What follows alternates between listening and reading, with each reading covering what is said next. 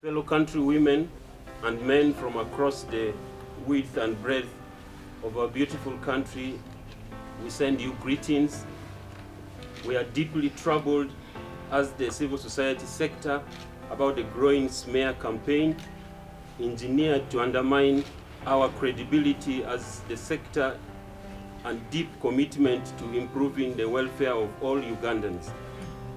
We strongly believe that the nation building is a collective effort with each sector bringing their expertise and experience to the service of the nation.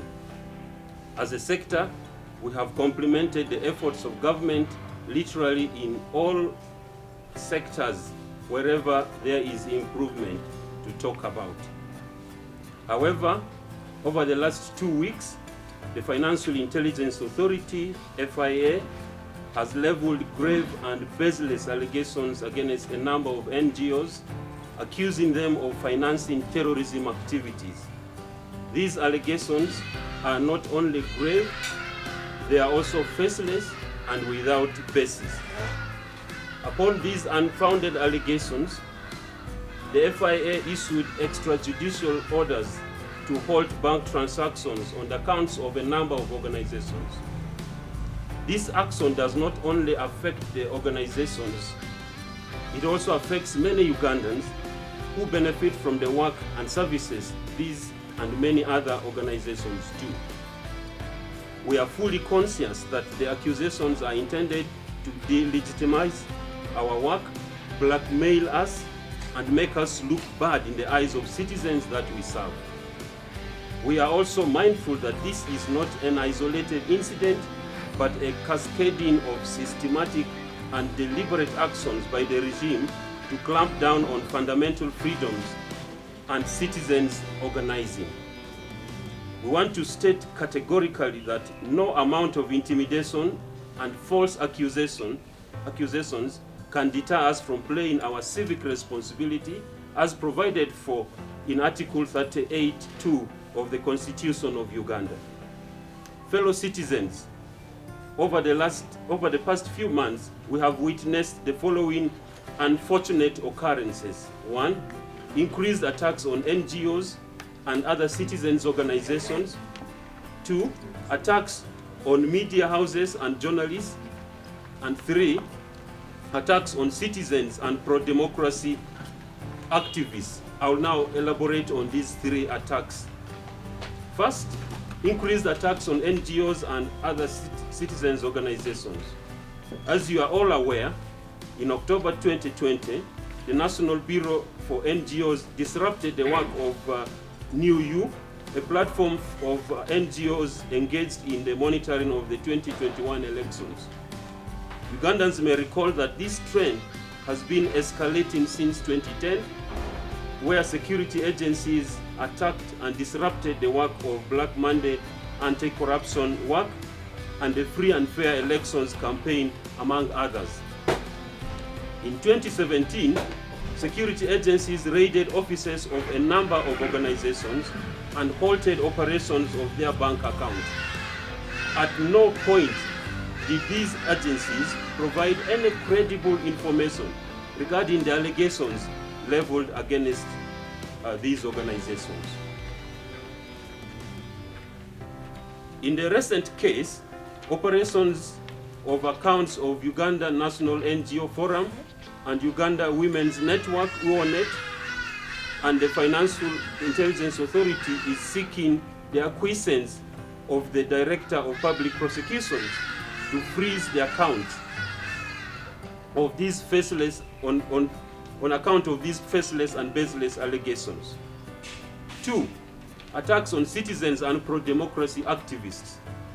Uganda is holding an election in an unprecedented environment characterized by the COVID-19 pandemic and extrajudicial killings of citizens on our streets.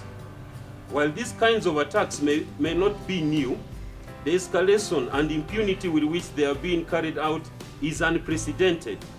It is also unfortunate that top government officials have condoned these actions. The unfortunate statements attributed to General Eli Tumwine, the Minister for Security in Uganda, in which he affirmed that the army and police will kill Ugandans is a clear declaration of war on the Ugandans who are desirous of participating in choosing their leaders at all levels. That the only reaction of the president is to suggest that his government will compensate families that lost loved ones is not only unfortunate, but also indecorous of a leader. 3. Attacks on the media houses and journalists. We have observed with concern the brutal actions of the police and other security personnel against journalists covering the campaign trail, while some RDCs and DPCs have arbitrarily stopped radio stations from hosting opposition presidential candidates. In addition, international journalists have either been deported, denied accreditation, or are being asked to reapply for accreditation. These attacks are intended to deny citizens access to information that is essential to enabling them make informed choices. We have also observed the continuous misuse of our state machinery and infrastructure, including our armed forces, our police force, our intelligence services, our NGO bureau, and our FIA to constrain civic expression and instill fear in the majority of citizens. We believe that it is our civic duty to speak out against these excesses and call upon all Ugandans to challenge the escalating repression.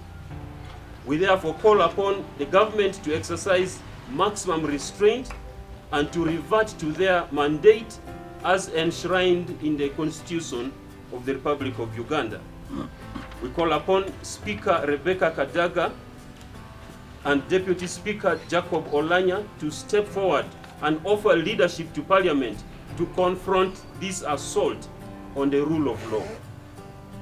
We call upon our religious leaders to step up and speak up against the apparent excesses of the regime and all political actors.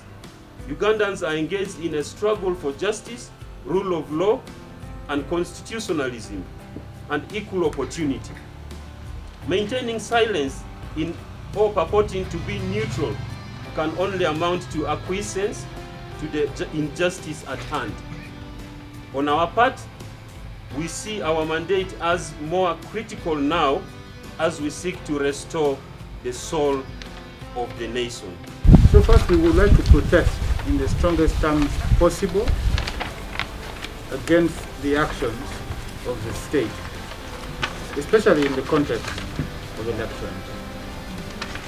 The irrebuttable presumption is that these are actions in panic, in a heated political situation. They are scapegoating civil society organizations, and we think that we must protest this in the strongest possible terms. Secondly, we will use all means, all lawful means, to challenge these actions. In the next couple of days, you might see legal challenges that will be mounted in the courts of law to push back against these actions. With the benefit of hindsight, maybe the escalation, the referral of this matter to the DPP is a good thing. The DPP is a reasonable person who we believe will act on the basis of evidence. We think that there is no evidence whatsoever to back the allegations by the state. We hope that the DPP will find similarly and refuse to entertain those requests made to her. Thirdly, we will also be able to use all available non-legal means that are lawful, including speaking to development partners who have fattened this beast by providing it with resources, providing it with all manners of technical support. We must ask the hard question whether the taxpayer monies of foreign governments that support President Museveni's regime should be used for action such as this. The Financial Intelligence Authority is part of a global financial action task force. they operate within global rules. These global rules do not provide anywhere for the instrumentalization of these institutions for illegitimate aims. So those are the steps we'd like to take. And we will do so whether our accounts are frozen or not. Because it is the legitimate right, first as individuals working for NGOs, but also as organizations to get engaged in civic activities. It's a constitutional right to participate in the governance of our country. That cannot be criminalized and should not be criminalized. Any attempt to do so will be objected to, will be pushed back, and will be fought with all legal means available at our disposal. As many of you know, the NGO Forum is just more than an NGO. It's a platform. It's a platform from which we coordinate our work, from which we organize our work, from which we even regulate the way we do our work. That the NGO Forum hosts what many of you may know as the quality assurance mechanism, which is an instrument that we use to make sure that all NGOs are doing work consistent with the law and the practices that govern civil society organizations. So the freezing of the accounts will only disrupt that work. It cannot eliminate it. Because the one mistake that the regime does is to think that people who work with NGOs are just workers. People who work with NGOs are citizens of this country. We are Ugandans. These NGOs only provide us platforms through which we make a contribution. So these NGOs, you see, I call them ideas. So because the regime has even threatened about closing organizations, and I tell them that's a big joke because you can't close ideas. NGOs are not physical spaces where you go and put padlocks. No, these are ideas of people who are making a contribution towards the development and good governance of our country. So what you see as the disruptions that are happening, and I think which Nicholas talked about very clearly, this is a regime in panic. These are actions of a panicking government. Because as a great philosopher one time said that when a regime fears people, when a government fears people, there is liberty. When people fear government, there is tyranny. Now the trouble with us as a country is that both government and people fear each other. And what you have is anarchy. That's why you have all these groups running around. You ask a financial intelligence authority, why are you closing the accounts? They say, these organizations are involved in terrorism activities. If you say that an organization is financing terrorism activities and its leaders are free on the street, then you must be putting the people of this country in danger because you have terrorists walking around the street. That's basically what it means. So I personally don't understand. I think there is a profound incompetence on the part of government and its agencies that they can come up with these kinds of allegations of as serious as they are, and they still want to be running government. So let me emphasize that the disruption, these temporary disruptions that the regime subject us to by raiding our offices, by freezing our accounts, can only be temporary disruptions. They don't affect our work at all. If anything, it will be intensified because that's what we are supposed to do as civic competent citizens. So when you attack UONET, you actually attack the women of this country. UONET enables us to even participate in these elections, not only as candidates. We have been training women candidates across the board in this country. We have been encouraging women to participate in the coming elections. We have been in existence for 27 years as a women's organization that has actually supported government in understanding the issues that affect women and ensuring that women's voices remain heard and very clear in the governance of this country. So So this attack is not only an attack on the Secretariat of Audit, this is an attack on the women of this country.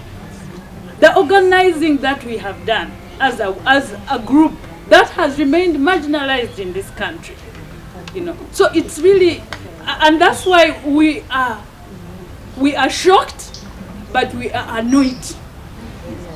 We are annoyed because this is our platform.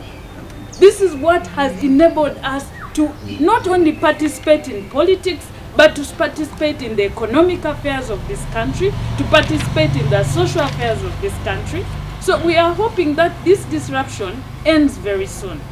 One, that it's unfortunate that President Museveni, who has worked so hard for the empowerment of women in this country, and was seen as a champion for women empowerment, has presided over a regime that now brands mothers of a nation as terrorists. That's how far his long stay in power has taken us. It's very unfortunate, and we call upon government to immediately retract those allegations.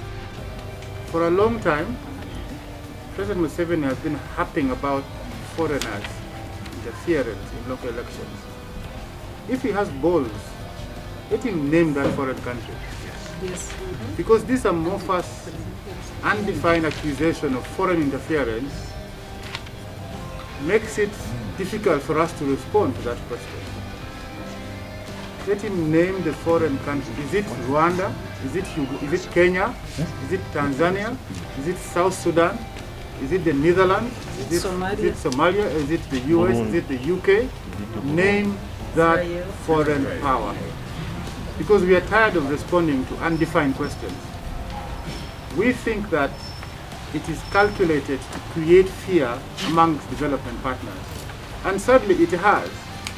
So that when development partners engage with the state, they spend their time defending themselves as opposed to holding President Museveni to account for the common standards for which they stand.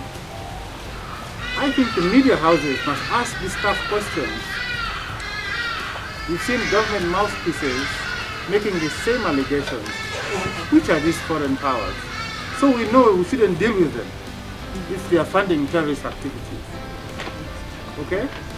The media owes us a responsibility to ask tough questions and not just to parrot officialdom. The last one is this, that the people in this country who need services the most, who have been let down by the state, live in poor neighborhoods. All poor neighborhoods are deprived of services. People live in houses and conditions that are deplorable. Working with them to ensure that we provide the basic services and knowledge and empowerment cannot be assumed to be criminal. Their location is in fact a function of the maladministration in this country. So if Kamocha is an area where Ugandans should not visit, let it be announced and it has to be gazetted by Parliament of Uganda. And unless that is done, nobody has business questioning the movements of people. Uganda is a free country. Free movement of all Ugandans is protected under Article 29 of the Constitution.